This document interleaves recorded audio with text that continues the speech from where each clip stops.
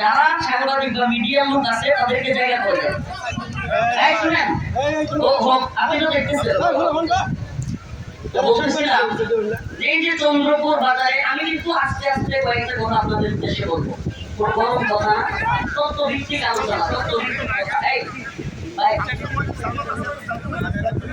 তো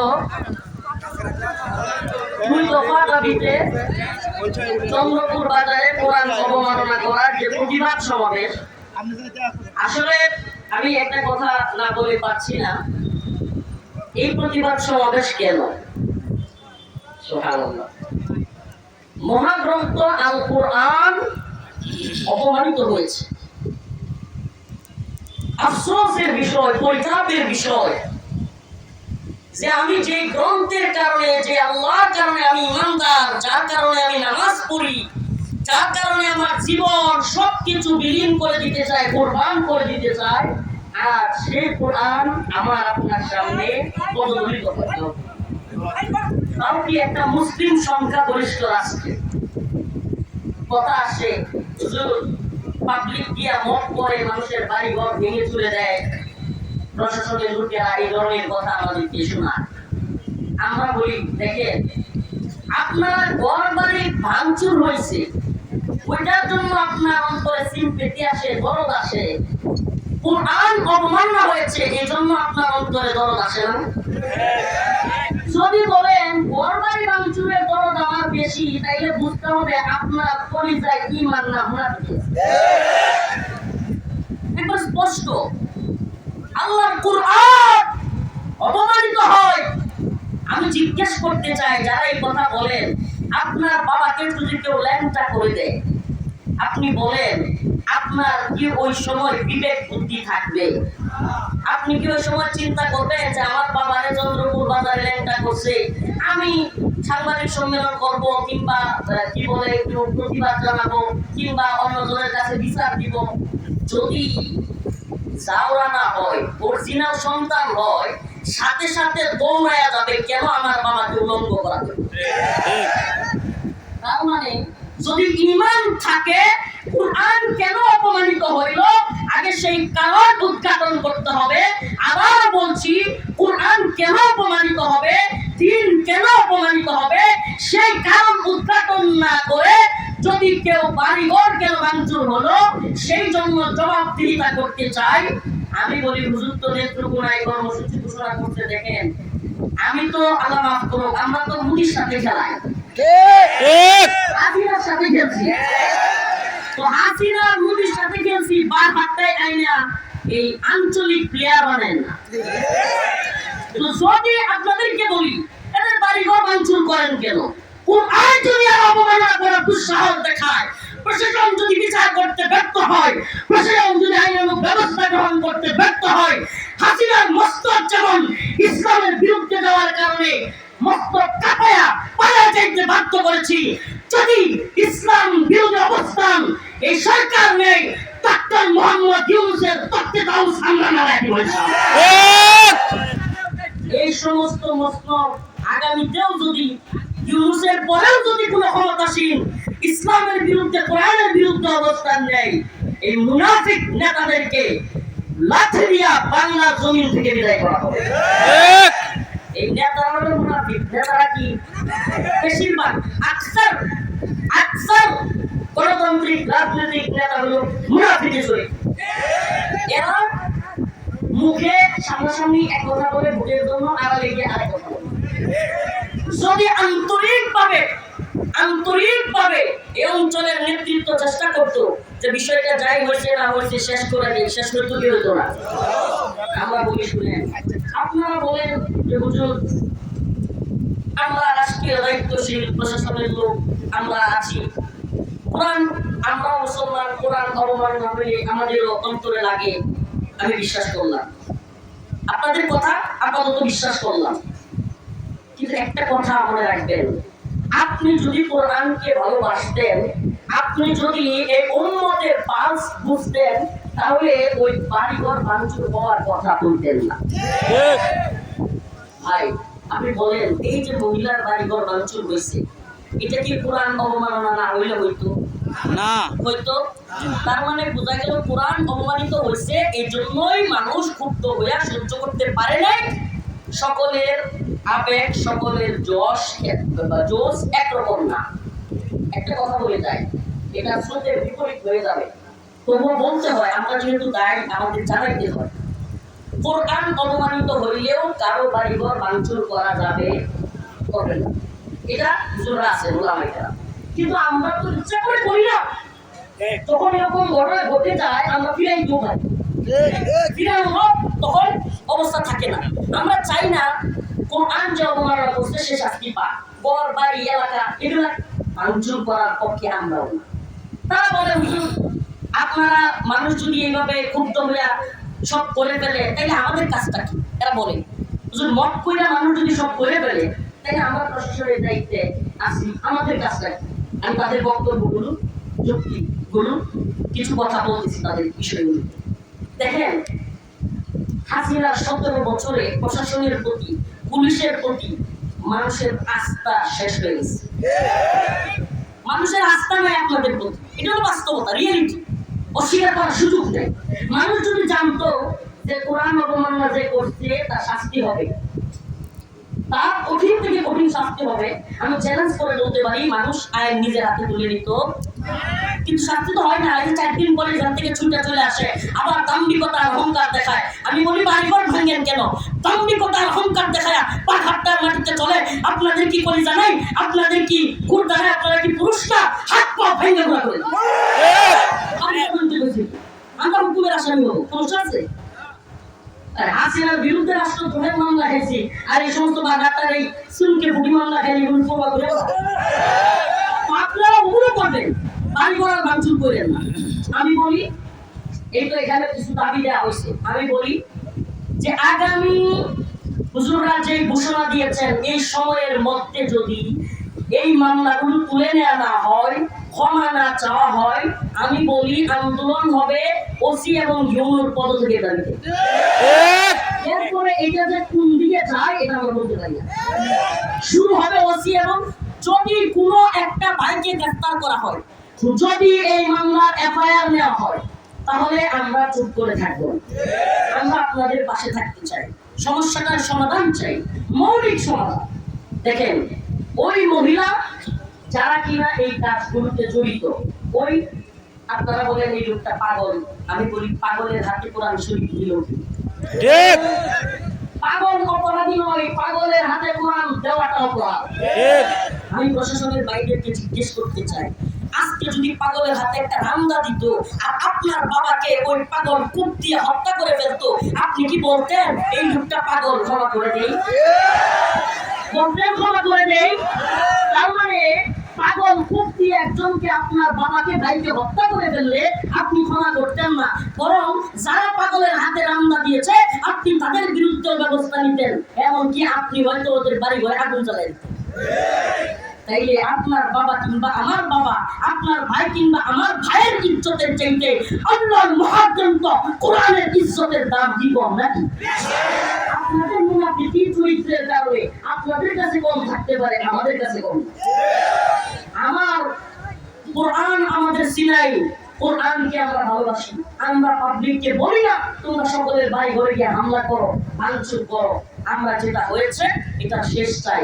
মানুষ আবেগতাড়িত হয়ে, ইমোশনাল হয়ে, অন্তরের অন্তরস্থল থেকে কোরআনের ভালোবাসায়, আপনি বুঝলেন না এটা আপনার অন্তরের প্রকার ইমান নাই তো আমাদের বুঝানো যাবে না। ওই বিয়ে না হইলে যেমন মেয়েরা বা ছেলেরা বোঝানো যায় না, হ্যাঁ, বিয়েতে কি কি সমস্যা বা কি কি আরাম, তেমনি ভাবে আপনার অন্তরেও ইমানের ওই নূর না থাকার কারণে আপনাদেরকেও বোঝানো অসম্ভব। এই আবেগ, এই জোশ, এটা কি করতে পারে? খালি চন্দ্রপুর বাজার দোকান ভাঙছুন না, এক কোরআনের জন্য যদি পুরো পৃথিবী ধ্বংস করে দিতে চায়, এমন ধ্বংস করে দিবে, তবুও কোরআনের সম্মান করবে।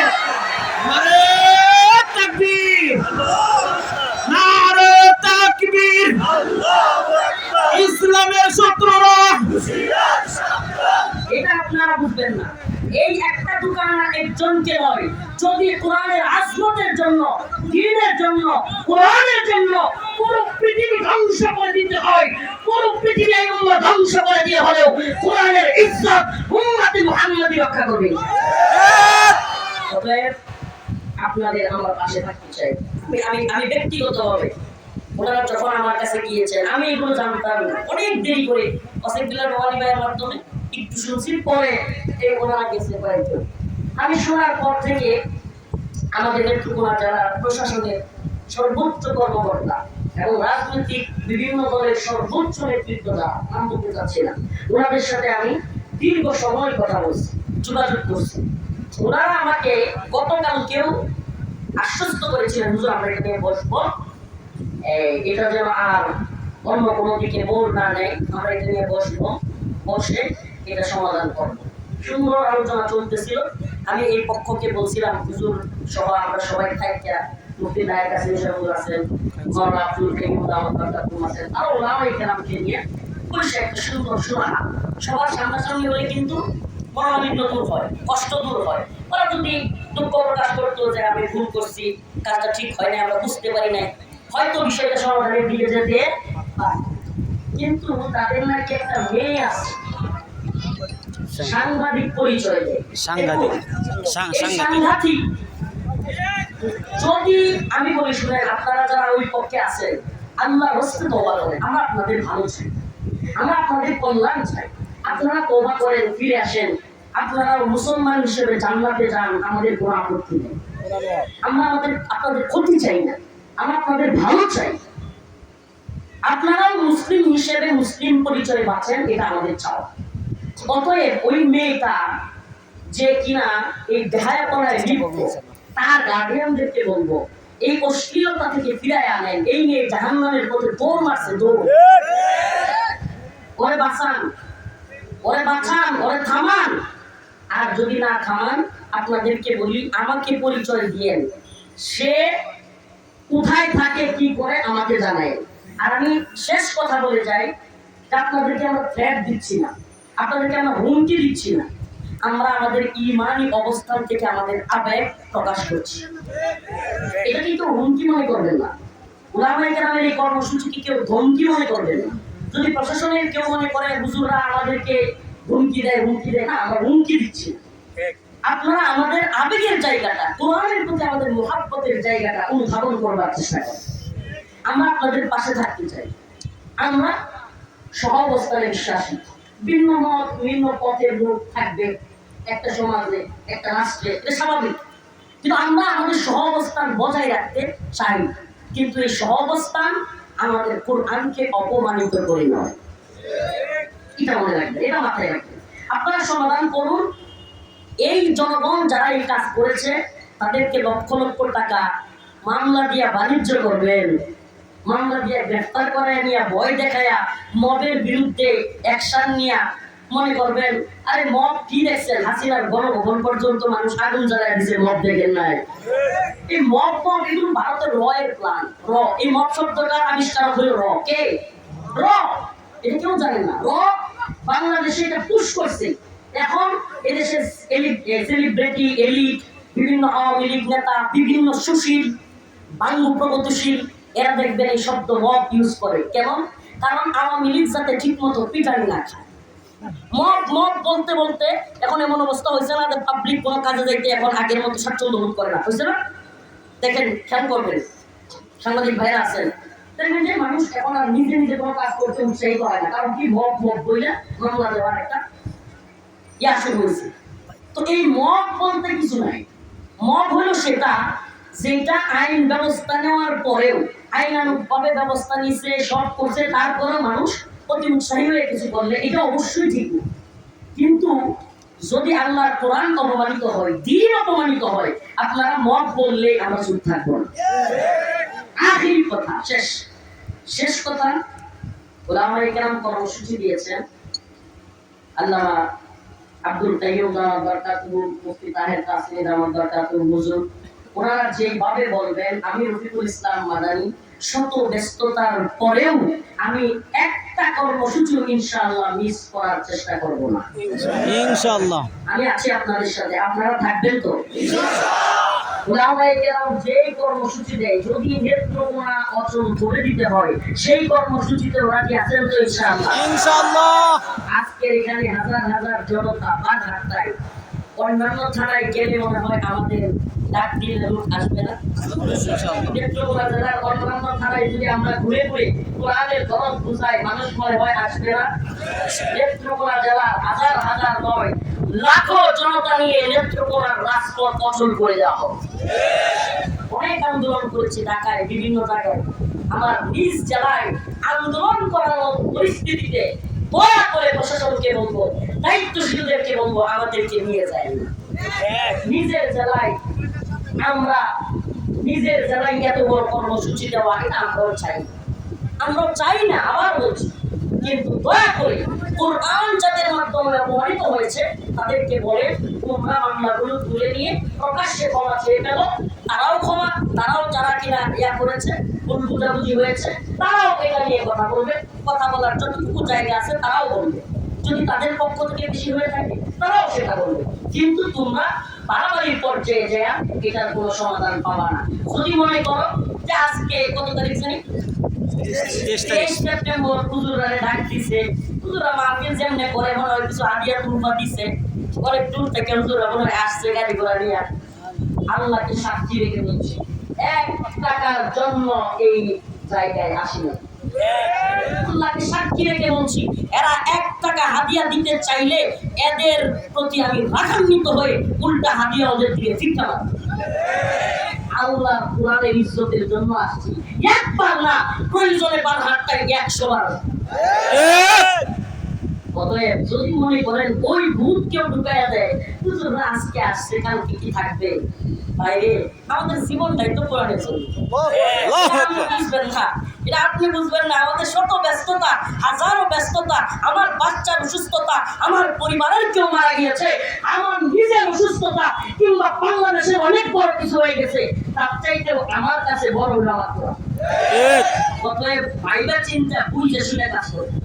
সেই পদক্ষেপ দিবেন কয়টা আছে, লইরা সইরা 12 ঘরে লইরা সইরা 12 করবয়া 12 লইরা সইরা 13। ওটা কেমনে একটু উদাহরণ দেন। যে যত নরবেন তত কিন্তু পয়েন্ট বাড়বে, যত নরবেন তত পয়েন্ট বাড়বে। অতএব পয়েন্ট বাড়ায় না। আর আপনাদের কাছ থেকে শেষ ওয়াদা নেই, এই তীব্র গরমের মধ্যে, এই তীব্র রোদের মধ্যে যারা এত কষ্ট করে এখানে আসতে পেরেছে, তারা কি নেত্রকোনার রাজপথে থাকতে পারবে না? ইনশাআল্লাহ।